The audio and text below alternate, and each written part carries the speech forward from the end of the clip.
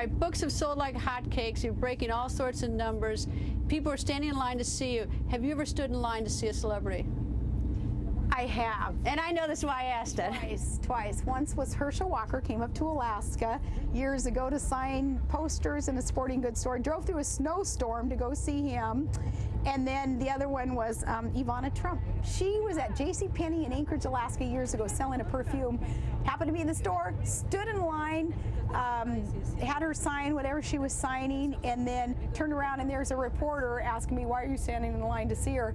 And I said, because up here in Alaska, well, one, a lot of us, we smell like salmon. Had just gotten off the salmon season. Salmon year-round.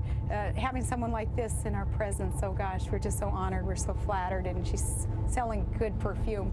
So yeah, twice I stood in line. And certainly with thousands that stood in line for you. They love you, don't they? Well, they love the message. They love having an everyday average American who goes through the same challenges and has the same joys as they do. I think they just appreciate having someone fighting for them. Tired yet? Not tired yet. Nope, haven't at all. Any idea how many books you've signed so far? No idea. I haven't even asked the guys yet how many we've signed. We're going. It's like running a marathon. You know, you're taking one step at a time and really enjoying every minute of it, and knowing that at the end of the day we'll have accomplished something good. We will have gotten a message out there unfiltered and let Americans see who this average American is, who's been given some pretty extraordinary opportunities. Governor, thank you very much. Nice to see you. Thank you so much. Thank you for the ride on the bus, too. Thanks. Good. Thank you. Up next, more with Governor Palin. She says we are moving backward and President Obama has a pre-9/11 mentality. Now, what does she mean by that? Find out next. Plus, more with former Governor Sarah Palin.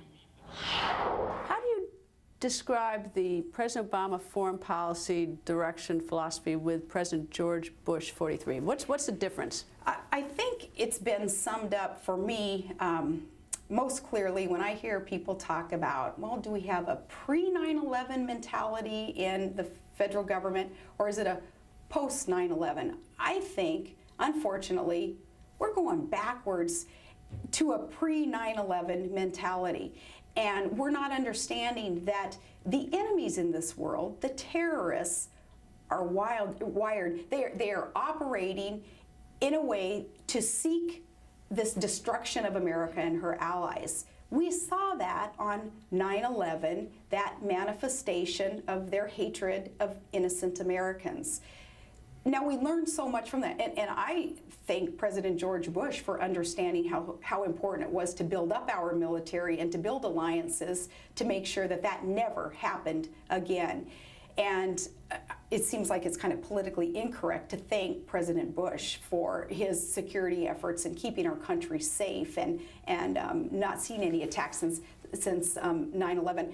And I think that we need to emulate much of what he did militarily. I'd like to see our President Obama start looking in that direction and realizing that so much changed after 9/11. There was that clear illustration of evil empires hating America, wanting to destroy our country, and the shift in thinking in the federal government at that time I thought was very valuable, much healthier for America than where we are today, where it seems like we're kind of backing up a little bit. We're kind of going along with almost this assumption that it'll never happen again, and maybe we can just talk the terrorists out of ever wanting to attack America or our allies. When I look at sort of the world, I think, what would I do? And I think to myself that every time you move one chess piece, you create another problem. And of course, Pakistan, India are the best example. The minute you help Pakistan, India's mad. And saying, of course, why aren't you helping us? And every time we do something in Pakistan, we've got to worry about Afghanistan. I mean, there's just, it's almost like every single piece you move on the board makes it seem like the most insurmountable problem. Well, go back to India and Pakistan, though. Our role in this scenario is to keep that good relationship with India, though, and tell them that we are there to support them, too, in their Well, then they want $7.5 billion, and we don't have any money. We're getting down to the bottom. They have from us? They sure have a heck of a lot of our jobs. We've exported so many of our jobs to India, and this is so unfortunate. And it's because of decisions that our federal government has made in this distance incentivizing our own businesses and industry in America to be able to keep jobs here. We're going to be able to do that if we reduce the taxes on the job creators and allow our small businesses especially to get to reinvest and hire more people here.